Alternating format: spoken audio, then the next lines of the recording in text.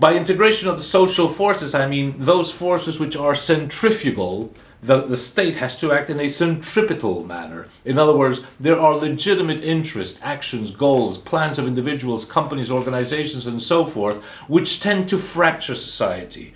People who want to sell a product want to sell it as expensive as possible. People who want to buy a product will want to buy it as cheaper as possible. If a major investment has to be made, for example, in the United States, the people of California want it to be in California, the people of Iowa want it to be in Iowa.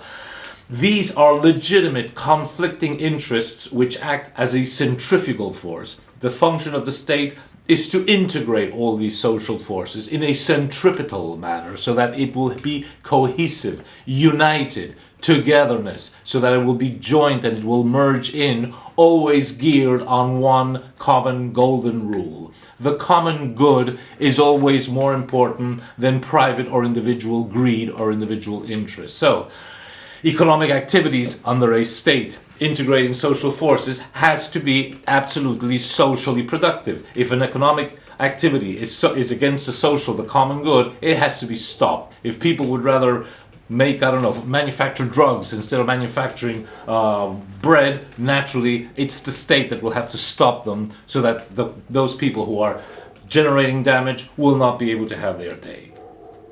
The second inalienable function of the state is to ensure public citizen awareness. The people need to understand what is happening inside and outside of their country. They must understand the risks involved. They must understand what the perils the nation is facing. They must learn to identify foe and friend and not to mistaken one for the other. And they must be ready to fight for the freedoms they have and to keep them and ensure that they have them for the future and for the future of their children. They must understand that for every citizen right, there is a citizen responsibility.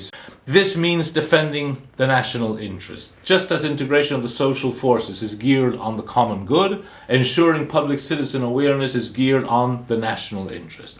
And thirdly, when a government knows how to promote the common good within its frontiers and generate awareness on the national interest regarding threats and opportunities outside of its frontiers, then it has everything necessary to prepare a strategic plan for that country for 5, 10, 20, maybe 50 years into the future. And what does it have to do? That plan has to be highly dynamic, it has to be very flexible, it has to have good action plans. That is what government is all about, and the state must govern effectively. These consistent plans require leadership, which means that it requires the best people being in government, not the worst. Again, the golden rule is to ensure that the common good must always prevail over individual interests.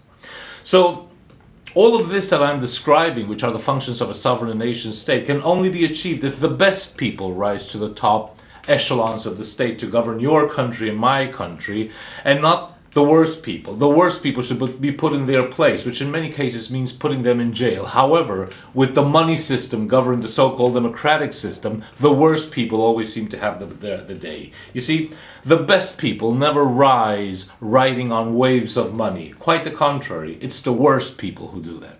So we must break the backbone of the arbitrary money power. We have to break the political party monopoly. We have to strike down the fact that small minorities wield indiscriminate power against the vast majority of us. In other words, of we the people. It's a perverse triangle, you see, because we have bad people in government, country after country, but we also have bad people in the controlled opposition. And the third part of this whole thing is that the media, the mainstream media, will only allow those bad people in government and those bad people in the opposition to be known by public opinion. It doesn't matter whether it's Republicans and Democrats as in the United States, Labour and Conservatives as in Britain, the Social Democrats or the Christian Democrats as in Germany. It's the same merry-go-round that spins time and again with the same politicians, the same very mediocre people, and they are given cameras and microphones and press possibilities in the newspapers by the media. So it's a perverse triangle of the worst people in power, the worst people in the opposition, and the media feeding upon them permanently and only giving them the possibility of making their voice heard.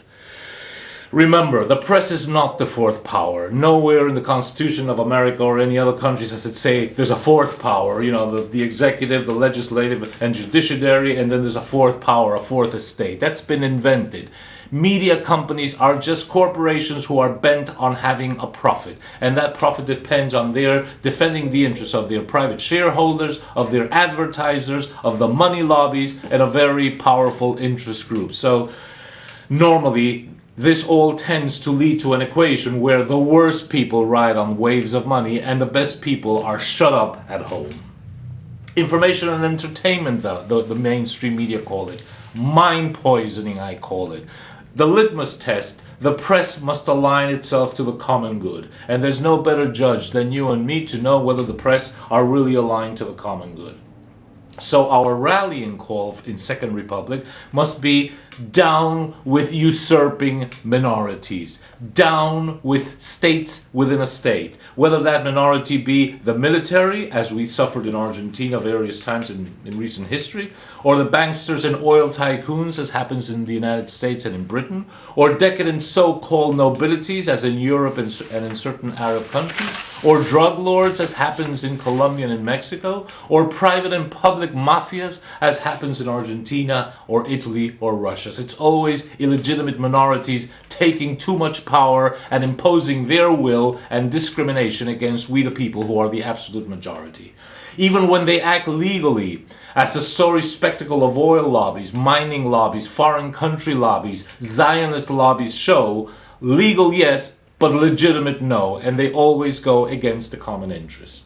If we want really true democracy, then let's play by the rules. And the number one rule of democracy is that no minority should wield too much power against the common good. I don't care if the name of that minority is oil, Wall Street profits, just wars against terrorism, banks, the press, Israel, a particular ideology, a particular person, a party, or a dynasty. If we're going to play by democracy, then let's make the global power elite do so in earnest and follow the rules. Until then, let's continue calling this system by its real name. Authoritarian dictatorship. That's what you have in America, that's what we have in Argentina, that's what you have in Europe, and that's what you have the world over.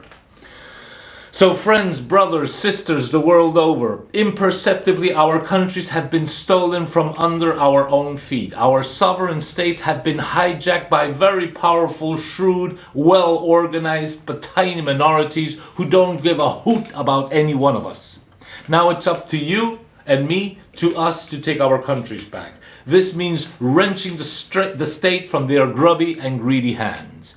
There is no option. You either break the chains of slavery with your own hands and arms, or you sit around, loaf around in your living room, waiting for somebody to come around and set you free. That's called slavery. It's your call.